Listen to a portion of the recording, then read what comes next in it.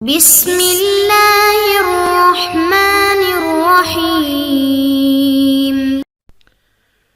السلام علیکم ورحمۃ اللہ وبرکاتہ۔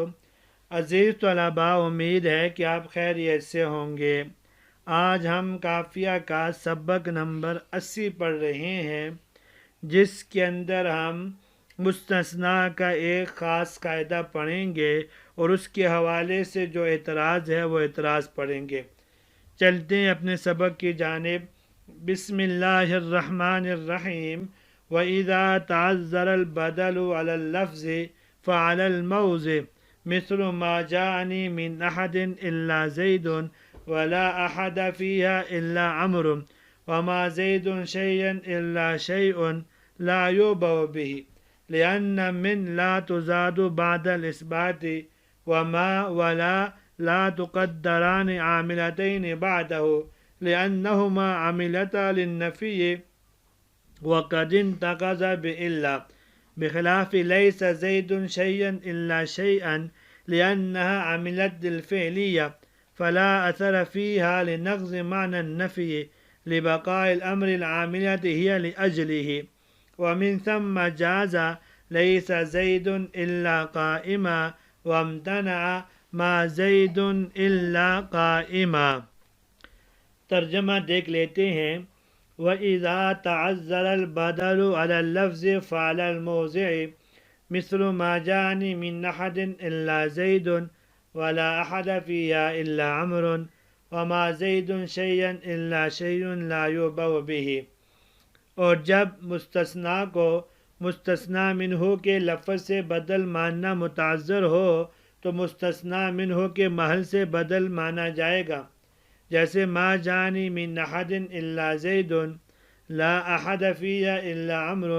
ما زید شیئا الا شیء لا یعبأ بہ، مگر ایسی چیز جس کی کوئی پرواہ نہیں کی جاتی، اس لیے کہ من اس بات کے بعد زیادہ نہیں کیا جاتا، اور ما اور لا تقدران عاملتین بعدہ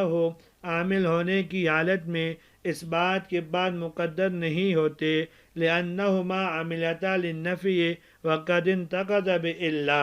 اس لیے کہ یہ دونوں نفی کی وجہ سے عمل کرتے ہیں اور نفی یہاں الا کے وجہ سے ختم ہو گئی ہے۔ بخلاف لیس زید شیئا الا شیئا، برخلاف لیس زید شیئا الا شیئا کے، لأنہا عملت للفعلیہ، اس لیے کہ وہ یعنی لیسا فعل ہونے کی وجہ سے عمل کرتا ہے، فلا اثر فیہا لنقض معنی النفی، لہذا نفی کا معنی ختم ہو جانے کے بعد بھی اس کی عمل پر کوئی اثر نہیں پڑے گا، لبقاء الامر العاملۃ ہی لأجلہ، کیونکہ وہ چیز باقی ہے جس کی وجہ سے لیسا عمل کرتا ہے۔ ومن ثم جاز، اسی وجہ سے لیسا زید الا قائما کہنا جائز ہے، ما زید الا قائما کہنا جائز نہیں ہے۔ عزیز طلباء، آج کے درس کے اندر ہم ایک قاعدہ اور ایک شبہ کا ازالہ پڑھیں گے۔ وَإِذَا تَعَذَّرَ الْبَدَلُ والعبارت سے لے کر ما زید الا قائما تک صاحب کتاب ایک قاعدہ بیان فرما رہے ہیں۔ دراصل اس قاعدے کا تعلق مستثنیٰ کے اعراب کی دوسری صورت سے ہے۔ وہاں ہم نے پڑھا تھا وَيَجُوزُ فِيهِ النَّصْبُ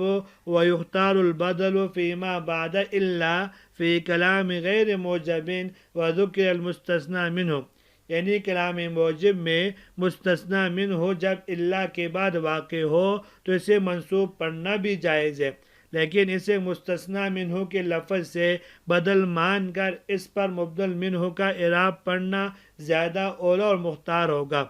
اب یہاں یہ قاعدہ بیان فرما رہے ہیں، جہاں مستثنیٰ کا مستثنیٰ منہ کے لفظ سے بدل بنانا متعذر ہو تو وہاں مستثنیٰ منہ کے محل سے اسے بدل بنایا جائے گا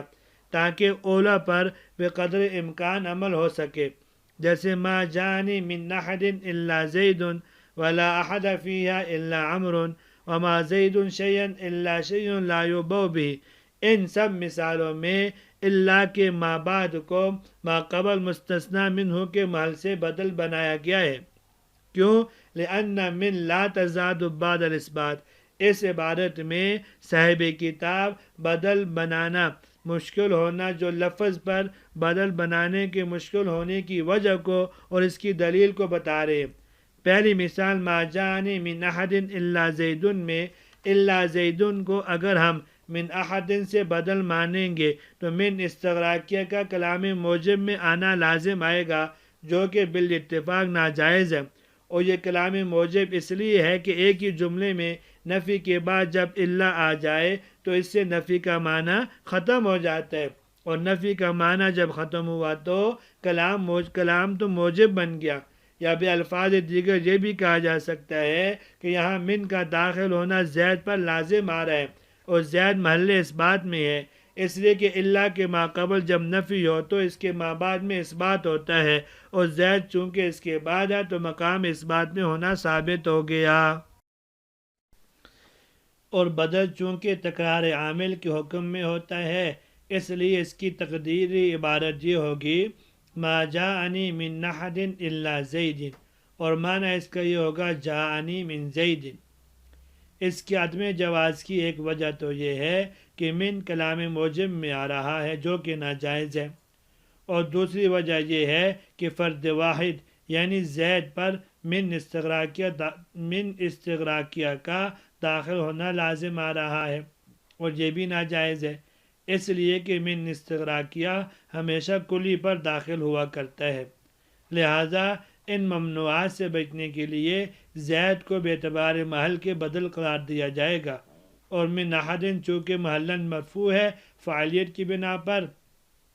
اس لیے زید کو بھی مرفوع پڑھا جائے گا، اور یوں کہا جائے گا کہ ما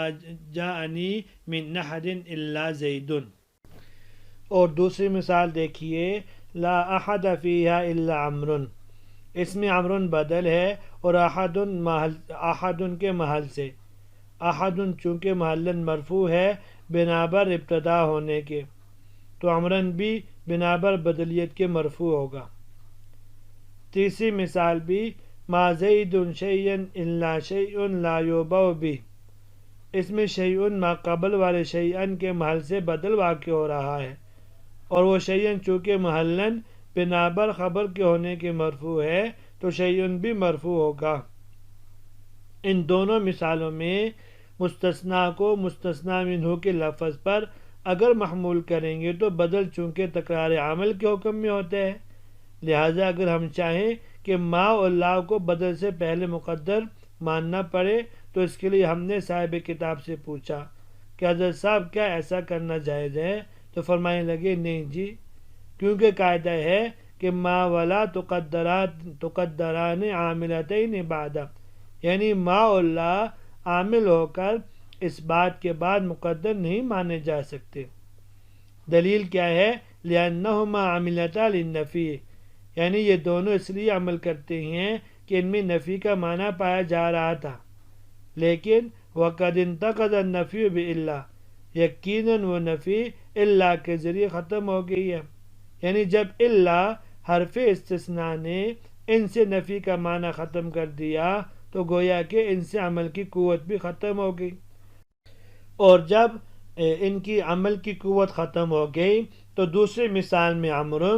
اور تیسری مثال میں شیئن کو مستثنی منہ کے لفظ پر محمول کر کے اور اس سے بدل مان کر منصوب نہیں پڑھ سکتے، بلکہ عمرو کو احد کے محل پر محمول کر کے مرفوع پڑھیں گے، اور شیئن کو شیئن کے محل سے بدل مان کر بنا پر خبریت کے مرفوع پڑھیں گے۔ بخلاف لیس زید شیئا الا شیئا، یہاں سے صاحب کتاب ایک شبہ کا ازالہ فرما رہے ہیں۔ شبہ یہ ہو سکتا تھا کہ ما اور لا یہ دونوں مشابہ ہیں لیسا کے ساتھ، تو لیسا مشبہ بھی ہوگا،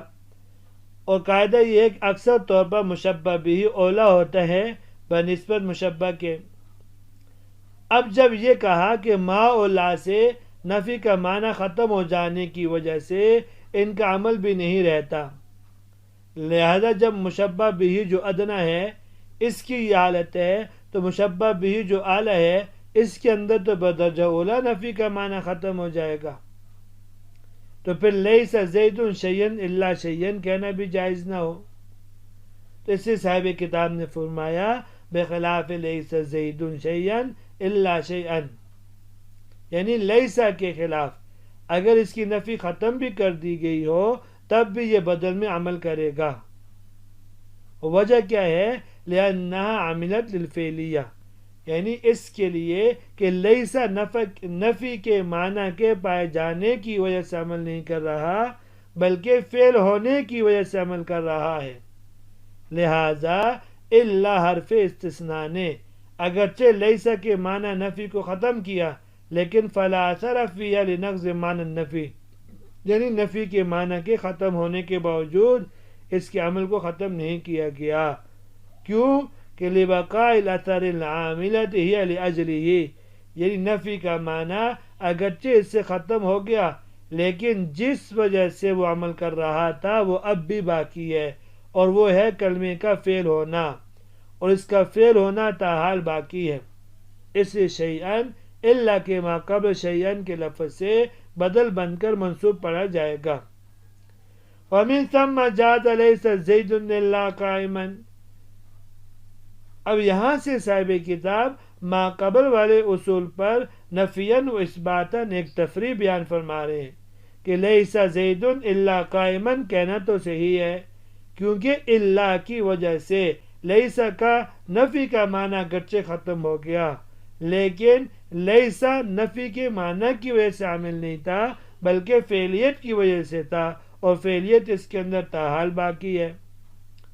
وَامْتَنَعَ مَا زَيْدٌ إِلَّا قَائِمًا، کہتے مَا زَيْدٌ إِلَّا قَائِمًا کہنا صحیح نہیں ہے۔ کیوں نہیں ہے؟ اس لیے کہ اللہ نے ما کے نفی کے معنی کو ختم کر دیا،